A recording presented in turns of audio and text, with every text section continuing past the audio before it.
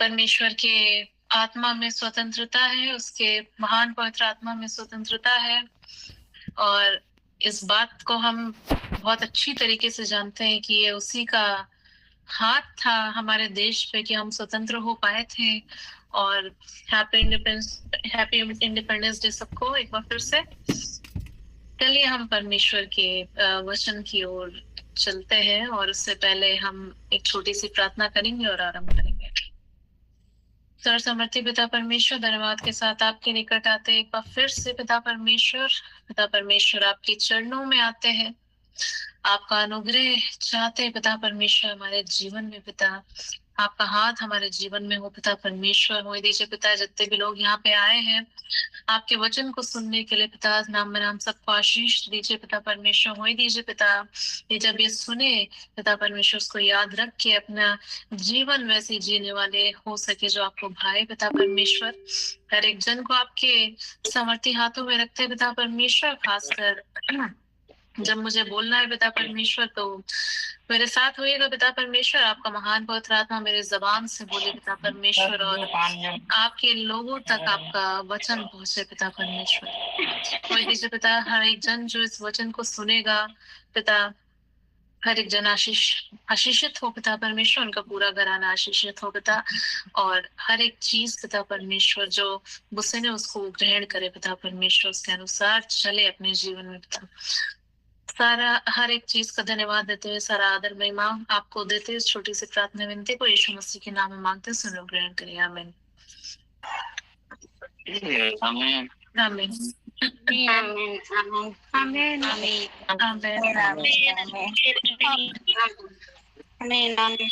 आमीन। तो last time का जो हम लोग का टॉपिक था सेल्फ डिसेप्शन, वो तो हम लोग का ओवर हो गया था और मैं आशा करती हूँ आप लोगों को बहुत अच्छे से सारी बातें समझ में आई होंगी कि क्या होता है खुद को धोखा देना और सामर्थ में ना चल पाना, जिसमें हम कंफ्यूज हो जाते हैं, हम जानते नहीं हम क्या कर रहे हैं। Praise the Lord. आज का जो विषय है, आज से जो मैं विषय स्टार्ट कर रही हूँ वो भी बहुत ही इम्पोर्टेंट है। अब वो बात है परमेश्वर के अनुग्रह में चलने की, परमेश्वर के सामर्थ में चलने की। पर्टिकुलरली उस विषय जो मैं आपके लिए लाई उसका नाम है गॉड अबव ऑल।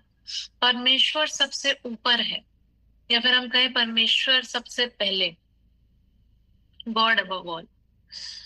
तो ये जो टॉपिक है मैं आपके लिए इसलिए लाई हूं ताकि आप बेहतर जान पाए कि क्या होता है जब हम परमेश्वर को अपने जीवन में पहला पहला स्थान देते हैं। क्या होता है जब हम परमेश्वर को अपने जीवन में इम्पोर्टेंस देते हैं, पहला स्थान देते हैं, उसके वचन को, उसके बताए हुए चीजों को, और उसने जो मार्ग हमको बताया है और दिखाया है उसकी इच्छा को जब हम अपने जीवन में पहला स्थान देते हैं तो क्या होता है हमारे जीवन में।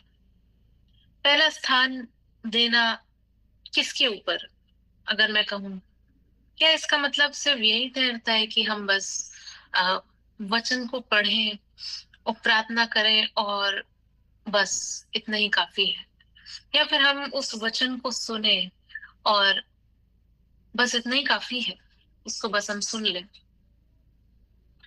लेकिन वचन को अपने जीवन में पहला स्थान देने का मतलब क्या है।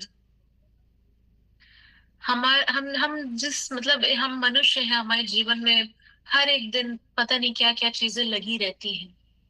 हो सकता है कि कुछ ऐसी चीजें हों हमारे जीवन में जिससे हम भय खा रहे हों, जो करने में हम डर रहे हों, जो चीजें हमको डरा रही हों, या फिर जिसको लेके हमारे अंदर एंजाइटी हो, जिन चीजों को लेके हमारे अंदर फिक्र हो, जिन चीजों को लेके हम खुद का लॉजिक लगाते हैं, खुद खुद सोचते हैं कि हम क्या करें, उसमें हम परमेश्वर के वचन को किनारे रख देते हैं। उसमें जो उसने बोला है, चिंता मत करो, उसने जो बोला है कि मुझ पे विश्वास करो, मेरे निकट आओ, मुझसे प्रार्थना करो, या फिर मेरी मेरी जो बातें हैं उनको सुनो, और ऐसे ऐसी प्रॉब्लम में तुम वो सारी चीजें करो। लेकिन जो लोग नहीं करते हैं वो सारी चीजें, उनका क्या हर्ष होता है। जो लोग जैसे एक दूसरे की बातों में इन्फ्लुएंस में आ जाते हैं, जैसे वचन की बातों को छोड़ के हस्बैंड वाइफ कुछ डिस्कशन कर रहे हैं, या फिर बच्चे और माँ बाप कुछ डिस्कशन कर रहे हैं, किसी चीज का उपाय ढूंढ रहे हैं, और उस चीज का उपाय वचन में दिया गया है, हर एक चीज का उपाय वचन में दिया गया है, लेकिन खुद की बुद्धि का इस्तेमाल करना, हर एक चीज में प्रैक्टिकल चीजें खोजना, हर एक चीज में खुद की बातों को प्रैक्टिकल बोलना, हर एक अपनी प्रॉब्लम में परेशान होना, और हम भूल जाते हैं कि परमेश्वर का वचन जिसको हमको अपने जीवन में सबसे ऊपर रखना है, जिसके अनुसार जब हम चलते हैं विश्वास में परमेश्वर के साथ, मतलब हम सामर्थ में चलते हैं, उस चीजों को हम छोड़ के we start walking into darkness. तो क्या होता है जब हम परमेश्वर के वचन को अपने जीवन में सबसे ऊपर रखते हैं? क्यों ये इतना जरूरी है? जब हम परमेश्वर के वचन को ऊपर नहीं रखते अपने जीवन में, जब हम उसको तुच्छ जानते हैं, जब हमको लगता है कि ये चीज बस संडे की है, बस संडे को जाओ बाइबल पढ़ो, संडे को जाओ वचन पढ़ो, चर्च अटेंड करो, दुआ करो, बहुत हो गया, बाइबल रीडिंग हो गई, गाना गा लिया, बस इतना काफी है।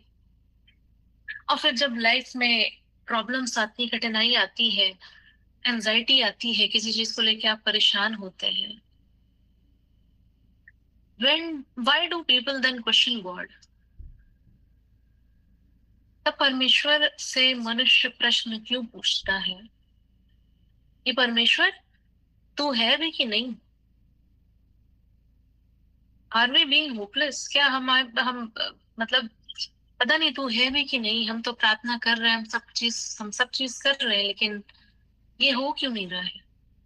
ऐसा क्यों है कि मेरे जीवन में खुशियां नहीं है? I am not living a happy life. क्यों है ऐसा? क्यों है ऐसा कि मेरे जीवन में आनंद नहीं है? क्यों है ऐसा कि मेरे जीवन में मुझे लगता है कि आई एम नॉट ब्लेस्ड? क्यों ऐसा मुझे मेरे जीवन में लगता है कि मैं धन्य नहीं हूं, मैं अच्छा जीवन नहीं जी रही हूँ या फिर जी रहा हूँ? लेकिन आपको पता है, इन सारे क्वेश्चंस को लेके मैं जानती हूँ कि बहुत से लोगों ने किया होगा। मैं जानती हूँ कि मैंने भी किया था। मैं आपको बता रही हूँ, मैं झूठ नहीं बोलूंगी, मैंने भी किया था। जब मेरी लाइफ में प्रॉब्लम्स थी, मैंने भी किया था। लेकिन मैंने प्रार्थना करना नहीं छोड़ा, मैंने परमेश्वर से पूछना नहीं छोड़ा कि मैं क्या करूं, मैंने वचन को पढ़ना नहीं छोड़ा, और मुझे आंसर यहीं से मिला कि मुझे करना क्या है। मुझे आंसर यहीं से मिला। मैंने कोशिशें करी परमेश्वर के निकट आने की, उसके बाद मैंने रियलाइज किया कि मैं क्या कर रही थी, और मैंने परमेश्वर से क्यों पूछा। आई हैड बीन सच अ फूल। क्या बेवकूफियां करी मैंने अपने जीवन में।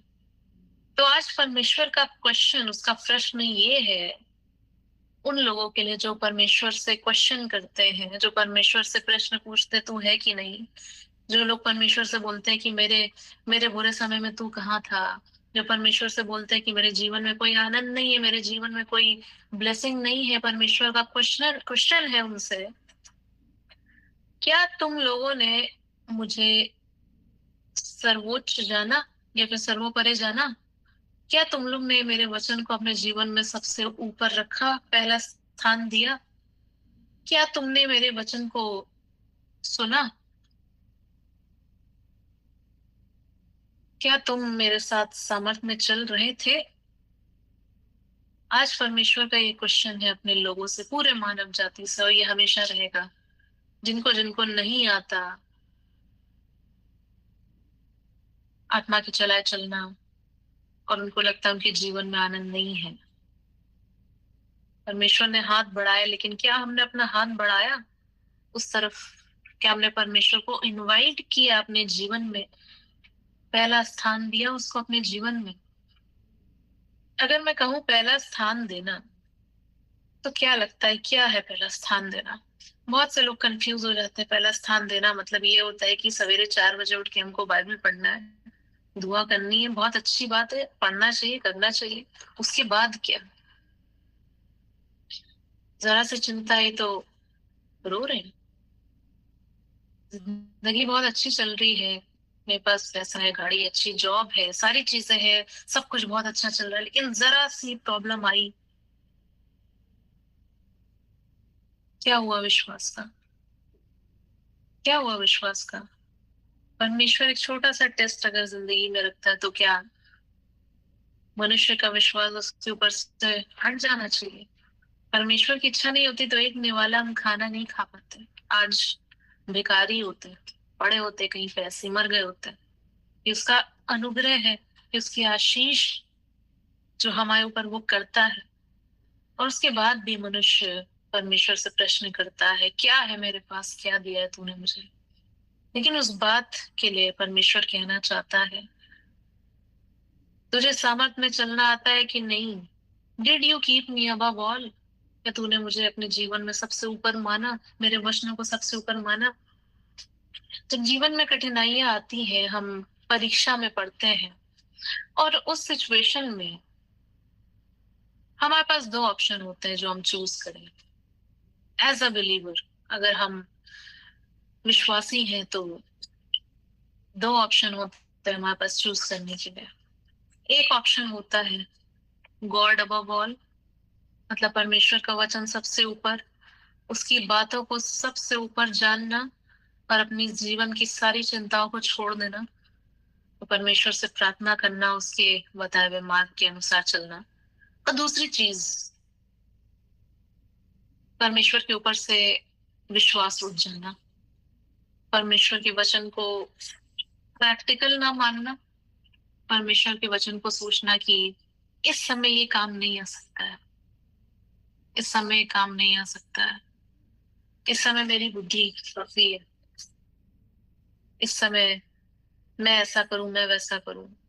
परमेश्वर कहता है कि मैंने तो तुम्हारा हर दिन डिसाइड करके रखा है कि तुम कैसे सामर्थ में चलो मेरे साथ, मैं कैसे तुम्हें आनंदित कर दूं, मैं कैसे तेरी जिंदगी को ब्लेस कर दूं।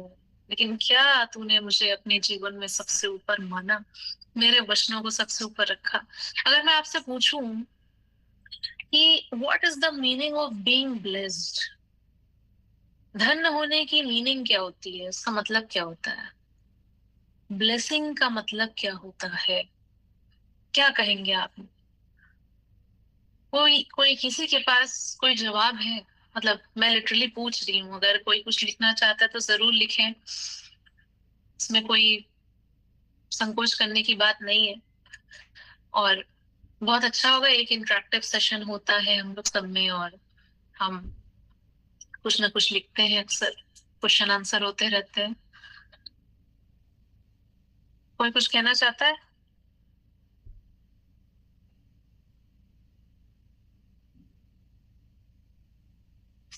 ठीक है, तो मेरा क्वेश्चन ये है कि what is the meaning of being blessed?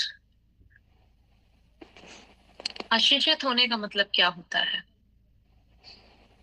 क्या आशीषित होने का मतलब ये होता है कि हमारे पास सब कुछ है, हमारे पास एक बहुत बड़ी सी गाड़ी है, या फिर बहुत अच्छी अच्छी कंपनीज की गाड़ियां हैं, हमारे पास एक बहुत अच्छा घर है, हमारे हमारे पास बहुत अच्छी जॉब है, हमारे बच्चों के पास बहुत अच्छी जॉब है, हमारे पास बहुत अच्छी चीजें हैं खाने पीने के लिए?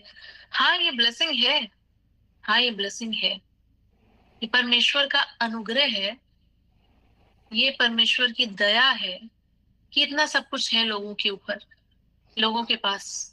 एक रोटी गरमा दे, दवा खा लेना ना। लेकिन क्या बस इतना ही होता है? क्या बस इतना ही होता है ब्लेसिंग, ब्लेस्ड होने की मीनिंग? क्या बस इतनी सी मीनिंग होती है? Is that what we call being blessed, that we have a lot, कि बहुत सी चीजें हमारे पास, सिर्फ इतना ही होता है? आपको मैं ब्लेस्ड होने की रियल मीनिंग बताती हूँ, क्या मतलब होता है धन्य होना। धन्य होने का मतलब ये है, ब्लेस्ड होने का मतलब ये है कि आप जान जाए आपके साथ कौन चल रहा है, उतने में जितना आपके पास है। अगर आपके पास बहुत थोड़ा है, आपके पास ज्यादा नहीं है, आपके पास एक घर है जो रेंट पे है, आपके पास बस एक स्कूटी है, आपके पास छोटा सा किचन है, आपके आपके पास 2-3 बेडरूम 2 है बेडरूम है, एक छोटा सा हॉल है, एक ही बाथरूम है, आपके पास कार नहीं है, आपके पास बहुत कुछ नहीं है, लेकिन आपके पास थोड़ा भी है अगर, उस थोड़े में आपके पास कौन है, आपके साथ कौन चल रहा है, उस थोड़े के ऊपर कौन आपको आशीष आशीष दे रहा है, उस थोड़े में कोई कमी घटी नहीं आनी है, उस थोड़े में कभी कुछ होना नहीं है, आपको और परमेश्वर बढ़ाएगा। आपके साथ आपके थोड़े में कौन खड़ा है, that is what I call being blessed. थोड़े में भी परमेश्वर की उपस्थिति होना और उसका अनुग्रह होना, उसका महान पवित्र आत्मा आपके साथ होना, वो उन लोगों से बहुत बड़ी बात है जिनके पास सब कुछ और पवित्र आत्मा नहीं है। अगर हमारे पास कम है और पवित्र आत्मा की उपस्थिति है, देन वी आर ब्लेस्ड। तब है हम धन्य, तब हम ब्लेस्ड हैं। हमें कभी कोई कमी घटी नहीं होगी, किसी भी सिचुएशन में नहीं होगी। हम फेवर्ड है परमेश्वर के नजरों में, हम प्रोटेक्टेड है, कोई भी चीज की हानि हमको नहीं हो सकती, परमेश्वर हमको उठाता रहेगा। और सबसे बड़ी बात, क्या मतलब होता है आशीषित होना? परमेश्वर का होली स्पिरिट का छाया करना उस इंसान के ऊपर। घर के ऊपर ब्लेसिंग नहीं होती है, उस इंसान की वजह से घर पे ब्लेसिंग आती है। ब्लेसिंग इंसान पे आती है, उसकी वजह से ब्लेस होती है हर एक चीज, उसकी जनरेशन, उनके बच्चे, उनके पास जो चीज है वो सारी चीजें। क्या घर घर क्या परमेश्वर से ब्लेसिंग मांगेगा? वो मांग सकता है, हम मांग सकते हैं, क्योंकि हमको उसने अधिकार दिया है अपने, उसको है अब्बा है पिता कह के बुलाने का। हमारे पास जो आत्मा वो उसी में से निकला है, और हमारे ऊपर हमको क्या करना है? We have to walk by the spirit, we have to invite his holy spirit, we have to be filled with his holy spirit. उसके पवित्र आत्मा से भर जाना अपने जीवन में होता है धन्य होना। प्लीज माइक ऑफ कर दीजिए। बार में 10 तो जवाब देना। तो जब इसका धन्य होने का मतलब ये नहीं कि आपकी लाइफ में एकदम परफेक्शन आ जाएगा, लाइफ में कोई भी कमी घटी नहीं होगी, लाइफ में कोई भी परेशानियां नहीं आएंगी। अगर लाइफ परफेक्ट भी ना हो, आपको पता होता है कि आपके साथ कौन खड़ा है, वो होता है ब्लेस होना। तो फॉर एग्जाम्पल मैं आपसे कहना चाहती हूँ, मूसा का एग्जाम्पल मैं आपको देना चाहती हूँ, मोजेस जिनको हम बोलते हैं। हालांकि वो फिरौन का सौतेला भाई था मूसा। फिरौन अधिकारी होता है, वो अधिकारी था इजिप्ट पे, अपने अपने लोगों पे। कितने लोग उसके अंडर में थे, क्या क्या उसके अंडर में था, कैसी लैविश लाइफ वो जीता होगा, कितने मजे में वो रहता होगा, क्या क्या वो करता होगा अपने जीवन में। प्लीज माइक ऑफ कर दीजिए। क्या क्या वो करता होगा अपने जीवन में, क्या उसको खाने पीने को मिलता होगा, सारी चीजें होंगी उसके पास। लेकिन परमेश्वर की आज्ञा उस तक पहुंची, तुझे मेरे लोगों के लिए खड़ा होना है, तुझे मेरे लोगों को लीड करना है। और वो अकेला लीडर बना, वो अकेला लीडर बना जो परमेश्वर के लोगों को,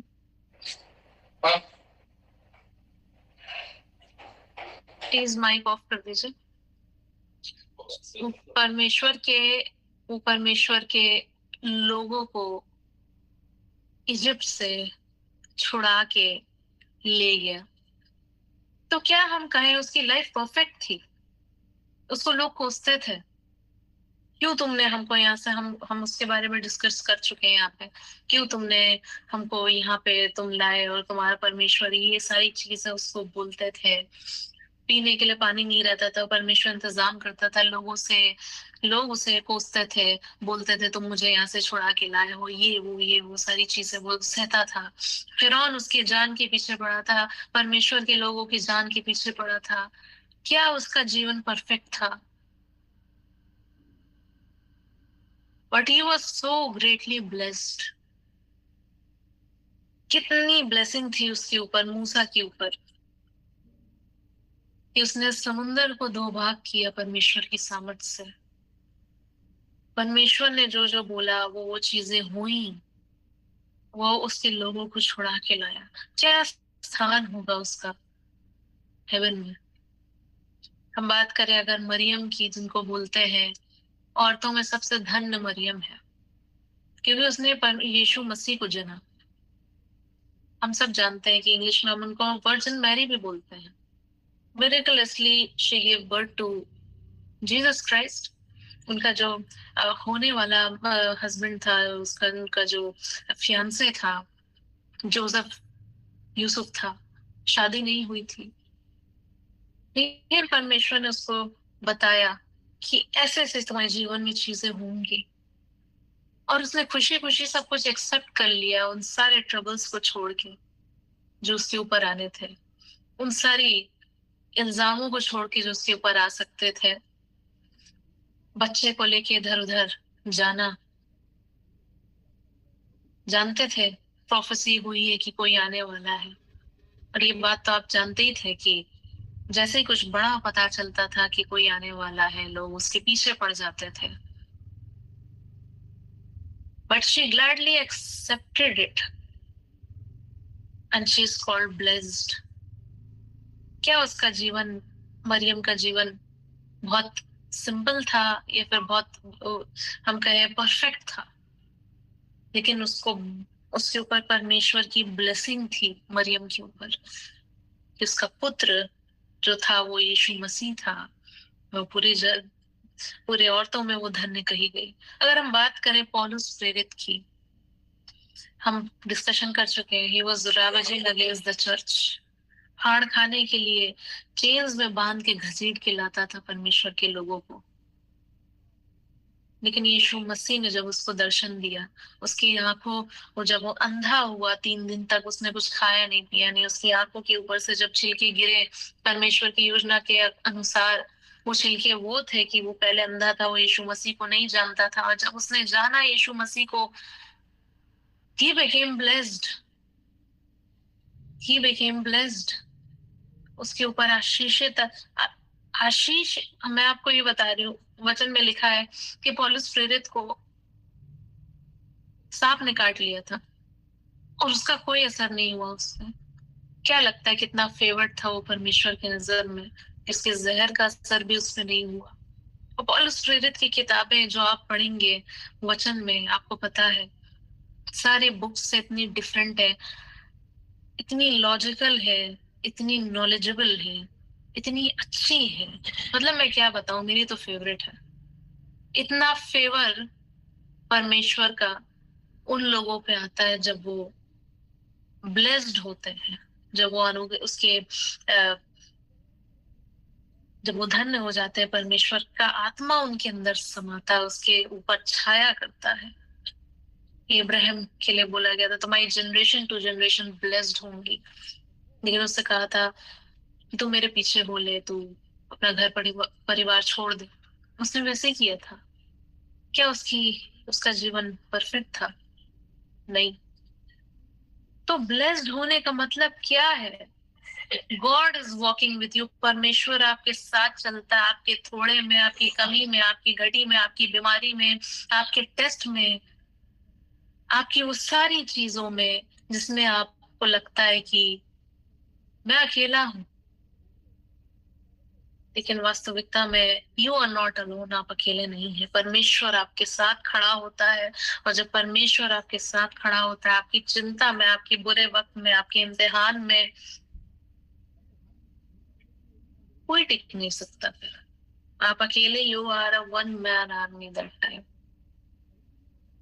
लेकिन कब ऐसा फेवर जिसके बारे में हम बात करें, जो अब इब्राहिम को मिला, जो मरियम को मिला, जो पौलुस प्रेरित को मिला, जो मूसा को मिला, और भी अन्य लोग हैं जिनको मिला होगा, कब मिलता है ये फेवर? कब मिलता है ये फेवर? अब इस बात को जानने के लिए कि ये कब मिलता है, मेरे साथ निकालिए लूका 11, लूका 11, लूका 11 28, लूक 11:28। कोई पढ़ दे।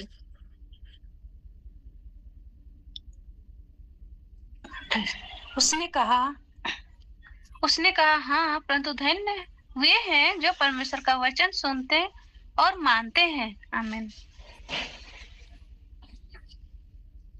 उसने कहा, हाँ, परंतु धन्य वे हैं जो परमेश्वर का वचन सुनते और मानते हैं। तो सब चीज निर्भर करती है कि आप परमेश्वर के वचन के साथ करते क्या है। अब आप लोग भी सोच रहे होंगे, सिस्टर सोनाक्षी एक ही टॉपिक को घुमा घुमा के बार बार ले आती होंगी कि सुनो और करो। लेकिन आपको पता है, यीशु मसीह ने भी अपने पिता की बात सुनी थी और उसको किया था, और उसके बाद ही उसको अधिकार मिला। उसके बाद ही उसको अधिकार मिला इस पृथ्वी पर, स्वर्ग पर, और इस पृथ्वी के जो नीचे है उस पर हर एक चीज का अधिकारी जब वो बना था, तो उसने सुन के और उसने करके दिखाया, इसलिए वो बना। और वचन कहता है, our God is not a selfish God. यीशु मसीह को हमारा हाई प्रीस्ट बोला गया है। यीशु मसीह ने बोला है, मुझसे सीखो। और वो चाहता है कि उसके परमेश्वर के बच्चे यीशु मसीह से सीखे और वैसे ही अधिकारी ठहराए जाए, जैसे पिता ने बोला है, यीशु मसीह ने बोला, तुम मेरे भाई बहन ठहरोगे अगर तुम ये सारी जो मेरी बात, परमेश्वर की बातों को सुनोगे, उसको पूरा करोगे अपने जीवन से। I can not help it, it is what it is. जो यीशु मसीह चाहता है, जो परमेश्वर चाहता है, वो यही चाहता है कि आप उसके दिए हुए वचन के साथ कर क्या रहे। What do you do with God's word? You can be blessed individually. आप अगर अकेले भी हो अपने घर में, जो विश्वासी ठहरे हैं, आप भी ढेरों ब्लेसिंग पा सकते हैं। और अगर आप अभी जान रहे हो सकता है बहुत से लोग अभी यीशु मसीह को ग्रहण कर रहे हो मेरी बातों को सुन के, या फिर किसी और जो प्रीच करे उनकी बातों को सुन के, लेकिन उसको सुन के, उसको ग्रहण करके, उसके अनुसार जी के आप ब्लेस्ड होंगे। It does not depend upon कि आप कौन सी फैमिली से आए हैं, क्या आप बाय बर्थ क्रिश्चियन है, ये सब कोई कुछ मायने नहीं रखता परमेश्वर के लिए। जो परमेश्वर के निकट आने की कोशिश करता है, उसके वचन को सुनता और उसको मानता है, उसको उसका अनुग्रह, उसका फेवर, उसकी ब्लेसिंग होती है उस इंसान पे। हो सकता है उस इंसान से ज्यादा हो, जो बचपन से सही हो, जो बचपन से परमेश्वर के बारे में सुनता आ रहा हो। आपको पता है उनके बारे में, क्या नाम है उनका, अंकित सजवान के बारे में। मुझे बहुत पसंद है उनके सरमन्स, और मैं अक्सर उनको सुनती हूँ, और उनको, उनकी वाइफ को। और मैंने एक बार उनकी टेस्टिमनी सुनी, आप लोग जरूर देखिएगा यूट्यूब पे, टेस्टिमनी करके अगर आप लिखेंगे तो आ जाएगा। वो बाय बर्थ क्रिश्चियन नहीं थे, वो नहीं जानते परमेश्वर को, नहीं जानते थे। लेकिन जब परमेश्वर ने अपना दर्शन दिया, जब यीशु मसीह ने बताया कि मेरे बेटे मैं तुम्हारे साथ हूँ, क्या ब्लेसिंग आई उसकी उनके ऊपर जो पहले नहीं थी उसके साथ। He became greatly blessed। वो धन्य हो गए क्योंकि उनने सुना और उनने किया। कितने बड़े चर्च के लीडर, कितने लोग चंगाई पा रहे हैं, कितने लोग क्या क्या कर पा रहे हैं। तो डजेंट डिपेंड, ये इस बात पर डिपेंड नहीं करता कि लोग अगर बाय बर्थ क्रिश्चियंस हैं तो वो ज्यादा ब्लेस्ड होंगे। जिस वक्त, जिस घड़ी आपने यीशु मसीह को एक्सेप्ट कर लिया, उसको जान गए और उसके अनुयायी हो गए, आप उसकी भेड़ बन गए, आप उसके चेले बन गए, आपने उससे प्रेम कर लिया, आपको चीजें आसान लगने लगेंगी। और वो घड़ी होगी जब उसका महान पवित्र आत्मा आपके ऊपर छाया करने लगेगा, and you will be greatly blessed. थोड़े से में थोड़े से में भी अगर थोड़ा सा भी हो आपके पास, आपके जीवन में, आपके घर में, बहुत होगा आपके लिए। उन लोगों से बहुत होगा जिनके पास बहुत कुछ है। कभी कमी घटी नहीं आएगी, कभी आप रोएंगे नहीं अपने जीवन में। रोएंगे ही, अगर रोने वाली सिचुएशन भी आएगी तब भी आप हंसेंगे, क्योंकि आपको पता होगी ये बात कि आपके साथ जीवित परमेश्वर चल रहा है, आपके जीवन में वो खड़ा है आपके साथ। When God is with you, who can be against you? ये बात आपको पता होगी। तो यहाँ पे दो बातें लिखी हैं। उसने कहा, हाँ, परंतु धन्य है वे जो परमेश्वर का वचन सुनते और मानते हैं। दो बातें यहाँ पे लिखी, सुनते और दूसरी मानते। तो मेरा आपसे ये प्रश्न है, सिस्टर कौन सा वचन था? कौन सा वचन था? मैं भूल गया थोड़ा, एक बार। लूका 11:28, ल्यूक 11:28। तो यहाँ पे दो बातें लिखी हैं। जो परमेश्वर का वचन सुनते और मानते, सुनते, पहली चीज सुनते। तो जब हम सुनते की बात हम करें, सुनने की बात हम करें, तो मेरा क्वेश्चन ये, व्हेन डू वी हियर, कब हम सुनते हैं? कब हम सुनते हैं? हम तब सुनते हैं जब कोई कुछ बोलता है। हम तब सुनते हैं जब कोई कुछ बोलता है। और परमेश्वर कैसे बोलता है आपको पता होना चाहिए। क्या आपको पता है परमेश्वर कैसे बोलता है? सबसे पहली चीज जो सबके पास है, सबसे कॉमन चीज, सबसे अनफिल्टर्ड चीज, सबसे ऑथेंटिक चीज, सबसे असली चीज, जिसमें कोई फेर बदल नहीं है, वो ये है परमेश्वर की बाइबल। ये जो हमारे पास बाइबल है, परमेश्वर का वचन, ये सबसे अनफिल्टर्ड चीज है। इससे परमेश्वर हमसे बोलता है, पहली चीज। दूसरी चीज, विजन से। विजन से मेरे साथ निकालिए जोब चैप्टर 33। जोब चैप्टर 33, अयूब की किताब से 33 अध्याय 33 पद 14 से 16 तक।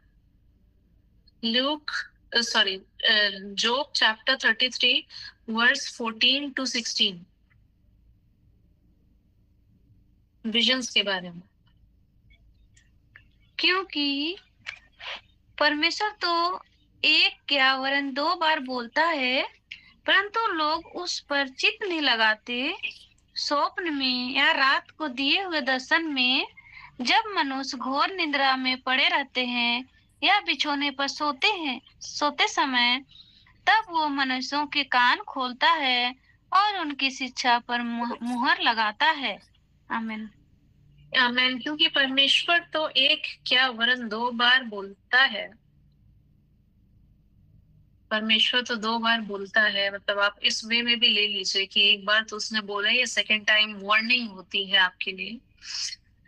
परंतु लोग उस पर चित्त नहीं लगाते, लोगों का मन कहीं और है। लोग परमेश्वर बोल रहा है, सारी चीजें हमारे पास है, लेकिन लोगों का मन कहीं और है। वो अपना हृदय लगाते ही नहीं उसके वचन की ओर।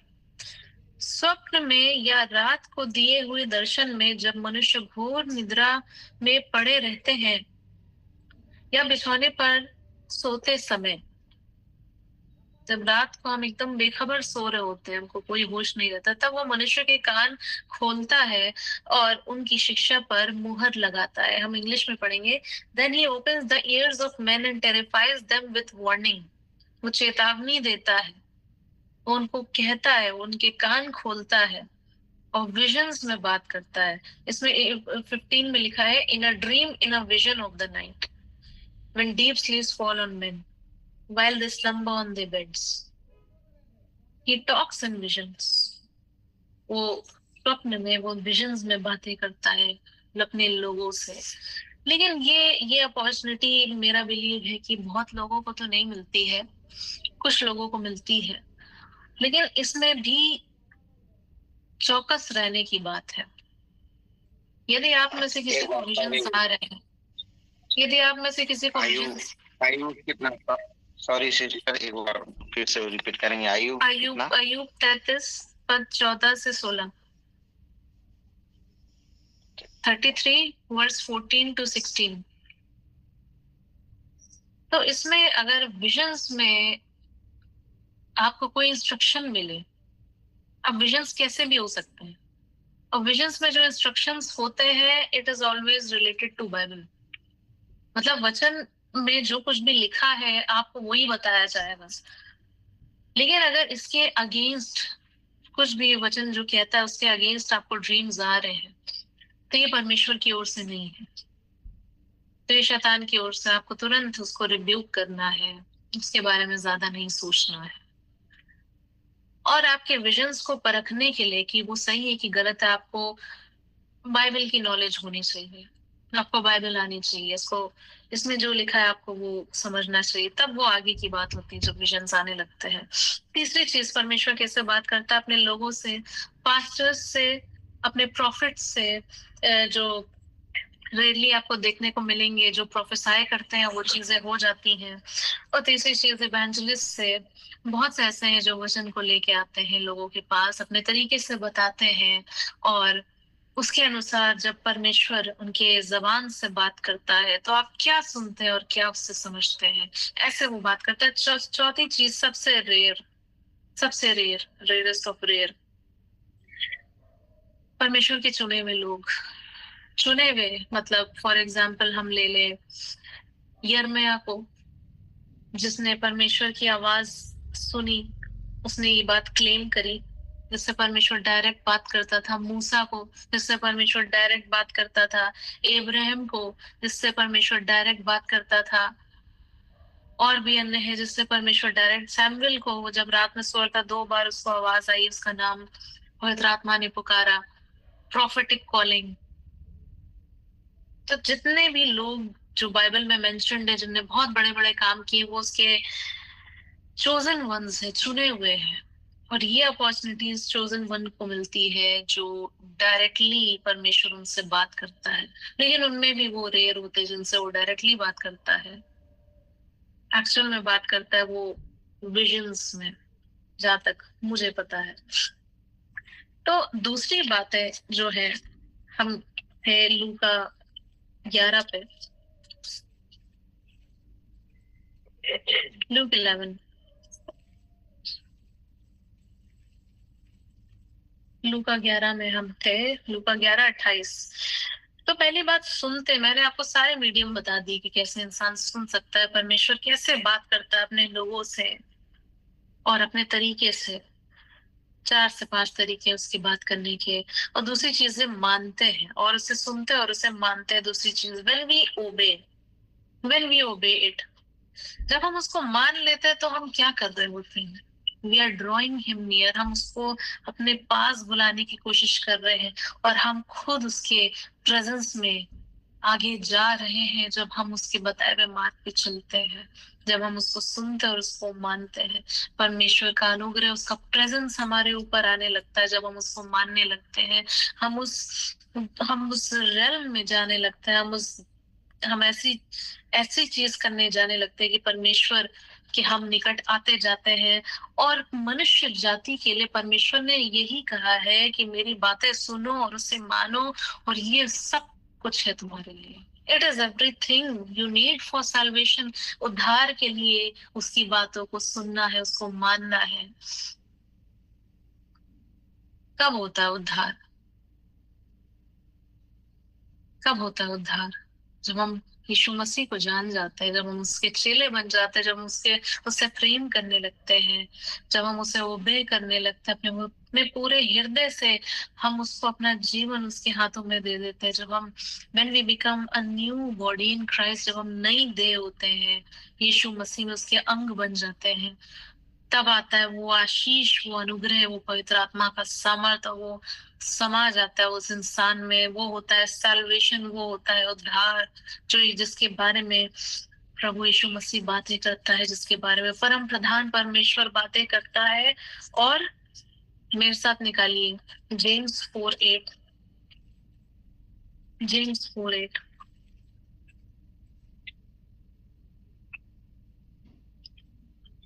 जेम्स 4:8, कोई पढ़ दे। 4 याकूब 4:8। परमेश्वर के निकट आओ तो वो भी तुम्हारे निकट आएगा। हे पापियों, अपने हाथ शुद्ध करो, और हे दूषिते लोगों, अपने हृदय को पवित्र करो। आमीन।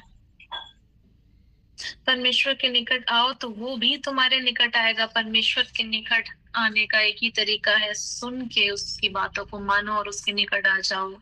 जब हम उसकी बातों को सुन के उसको मानते हैं तो हम उसके निकट आने लगते हैं, वो भी हमारे निकट आने लगता है। तो यहाँ पे लिखा है, हे पापियों, अपने हे पापियों, अपने हाथ शुद्ध करो। हे दो चित्ते लोगों, दो चित्ते लोगों, क्या मतलब है दो चित्ते लोगों का? आज हम प्रार्थना कर रहे हैं कि नहीं पिता, हम कल से नहीं करेंगे, हम किसी को गाली नहीं देंगे। और कल क्या हुआ, किसी ने हमको गाली दिया, हमने भी पलट के बोल दिया। हम अगर वचन पढ़ रहे हैं, हम बाइबल पढ़ रहे हैं, लेकिन हमने परमेश्वर से वादा किया कि हम ये चीज फिर नहीं करेंगे, कल को फिर से हम वही कर रहे हैं।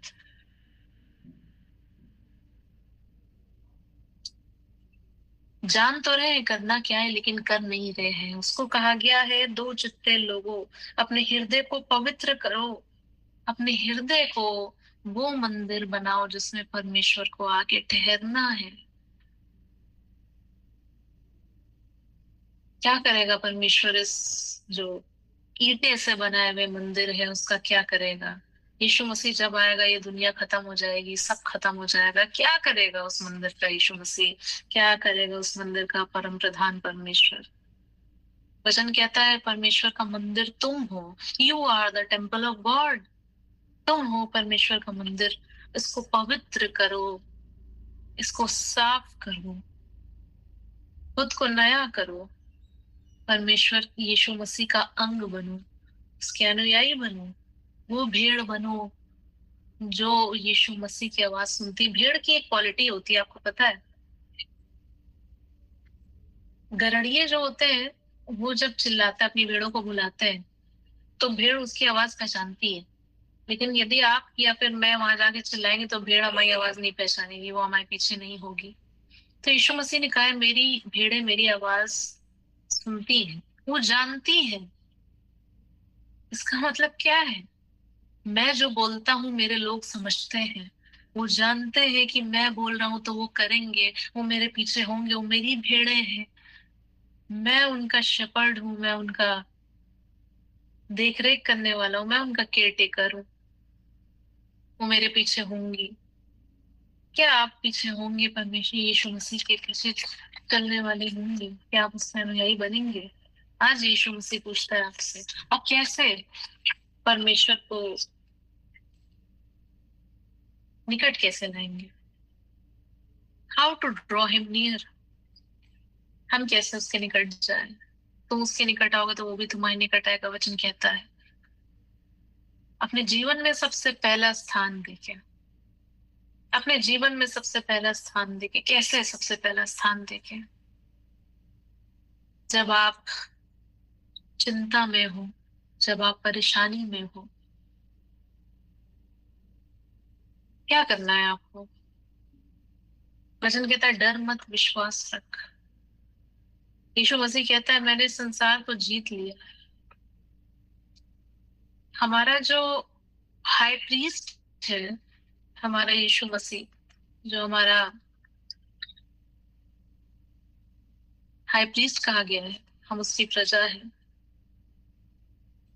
उसने इस संसार को जीत के रखा है और उसने कहा है, मैं हूं तुम्हारे साथ, जगत के अंत तक मैं तुम्हारे साथ रहूंगा। तो किस बात का डर है तुम्हें? अगर हमारे अंदर डर है तो वो शैतान का काम है। अगर हमारे अंदर एंजाइटी है तो वो शैतान का काम है। अगर हमारे अंदर शरीर के काम है, जो आप गैलेशियंस 5 में पढ़ते हैं, गलातियों 5 में, तो वो शैतान का कार्य है। हमारे अंदर परमेश्वर का वचन स्थिर नहीं है, हम उसके अनुसार नहीं चल पा रहे हैं। लेकिन जिसने इन सारी चीजों को हटा के, अपने जीवन की सारी प्रॉब्लम्स को हटा के परमेश्वर के अनुयायी बने हैं, उसके वचन को माना है। किसी ने कुछ बोला तो आप आपने अपने शत्रुओं को माफ किया। अगर किसी ने आपसे नफरत करी, आपने उससे प्रेम किया। अगर किसी ने आपको कर्ज किया, आपने उसको उसके लिए प्रार्थना करी। अगर कोई सेल्फिश है, कोई आपको नहीं देना चाह रहा है, लेकिन आपका हृदय बहुत बड़ा है, आप मेल मिलाप के साथ जा रहे हैं, आप उसके लिए कर रहे हैं चीजें, आप दया कर रहे हैं उस इंसान पे। अगर किसी ने आपके साथ बुरा किया, आपने उसके साथ अच्छा किया। आपने किसी को दान दिया, किसी को कुछ बताया नहीं, आपने अपने हृदय को साफ किया, किसी प्रकार की कोई भी कड़वाहट नहीं रखी, सिर्फ प्रेम रखा, क्योंकि आप प्रेम करते थे यीशु मसीह से, इसलिए आपने ये सारी चीजें करी हैं। ये होता है परमेश्वर को पहला स्थान देना अपने जीवन में। ये होता है परमेश्वर पे रिलाय करना, परमेश्वर पे भरोसा रखना। ये होता है परमेश्वर के साथ चलना। ये होता है उसके अनुयायी कहलाना। ये होता है उसके पुत्र और पुत्री कहलाना। ये होता है प्रभु यीशु मसीह के भाई बहन कहलाना। ये होता है उसके वो भेड़ कहलाना जिसको वो लेने आएगा, क्योंकि उनके हृदय में प्रेम था। लेकिन जो दो चित्ते लोग हैं ना, वो बकरियां है। दिया गया ना कि बोला गया वचन में कि भेड़ और बकरियां अलग हो जाएंगी। परमेश्वर यीशु मसीह अपनी भेड़ों को ले जाएगा, और जो दो चित्ते मन वाले हैं, जो सोच रहे थे कि हम भी भेड़ है, वो बकरियां हैं एक्चुअल में, वो छोड़ दिए जाएंगे। सेल्फ सेंटर्ड से खुद के बारे में सोचना, शरीर को बड़ा दिखाना परमेश्वर के वचन से, क्रोध करना, ईर्ष्या रखना, कड़वाहट रखना, हृदय काला रखना अपना, परमेश्वर ने जो कहा है उसके वचन को छोड़ देना। इसलिए छोड़ना क्योंकि प्रभु यीशु मसीह से प्रेम नहीं है। अगर आपके मन में ये बात हो कि मेरा यीशु मेरे साथ है और मैं उससे प्यार करती हूँ इसलिए मैं करूंगी, तो सारी चीजें आसान हो जाएंगी आपके लिए। हर एक चीज जो आज डिफिकल्ट लग रही है वो आसान हो जाएगी आपके लिए। प्रायोरिटी देना परमेश्वर की बातों को। इस पे भी बहुत मैंने टॉपिक्स बनाए हैं कि हम परमेश्वर के निकट कैसे आए, लेकिन आज मैं बोल नहीं पाई क्योंकि मेरे पास टाइम नहीं है। मैं इंट्रोडक्शन ही दे पाई हूँ अभी तक आपको। और जो मेन चीजें, जो रेफरेंसेस हम लोग पढ़ेंगे, वो नेक्स्ट टाइम से उस पर हम मनन करेंगे क्योंकि टाइम नहीं है हमारे पास। बहुत से रेफरेंसेस मैंने लिखे हैं और बहुत सी अच्छी अच्छी बातें जो हम परमेश्वर के चुने हुए लोगों से हम सीखेंगे, जो मेंशन्ड है बाइबल में, उस पे हम अपना मन लगाएंगे, उसमें उसको हम बेहतर जानेंगे और उससे सीखेंगे। और परमेश्वर का अनुग्रह और उसके आशीष हमारे ऊपर होंगे कि हम उन बातों को समझ सके कि उनने क्या किया था और हमको भी क्या करना है परमेश्वर के निकट आने के लिए। हालांकि हम ये जानते हैं कि समय बहुत निकट आ चुका है कि पर यीशु मसीह बहुत जल्द आने वाला है, और सारी प्रोफेसीज हो के बंद भी हो गई हैं, आपने देखा होगा। हम नहीं जानते कि आगे और क्या क्या हो सकता है। जो जो लिखा है वो होने वाला है, इसमें कोई शक नहीं है क्योंकि ये हो ही रहा है। और एक भी डॉट, एक भी आयोटा, एक भी बिंदु नहीं टलेगा और सारी चीजें होंगी। तो बेहतर ये है कि हम खुद को तैयार रखें। हमको स्वतंत्र होना है पवित्र आत्मा में। We want to be free. If you want to be free, be the imitator of God. अगर आपको स्वतंत्र होना है, अगर आप परमेश्वर के अनुयायी और एक खुशहाल जीवन हर एक चीज में आपको, आप चाहते हैं कि परमेश्वर आपके साथ चले, तो सुनिए और करिए। वही एक तरीका, यीशु मसीह ने भी यही किया। जितने लोग, जितने कुछ भी जो भी आप बाइबल में पढ़ेंगे जिनके बारे में मेंशन्ड है, सब ने ये किया और सब ने उद्धार पाया और सब परमेश्वर के पास होंगे। परमेश्वर ने बोला है कि वो शिरोमणि बनाएगा।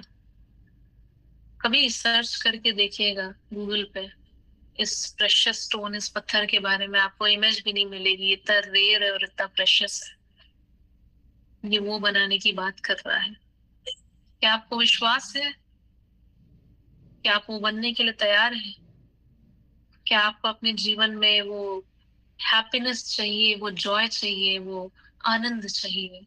अगर चाहिए तो आज आप परमेश्वर से प्रार्थना करिए, अपने पूरे हृदय से प्रार्थना करिए कि पिता, आज जो मैंने सीखा है मुझे उसके अनुसार चलना है अपने जीवन में और आपको पा लेना है। और समान पवित्र आत्मा सबके साथ है, वो किसी को नहीं छोड़ता है और वो जरूर मदद करेगा, वो हमारा सहायक है।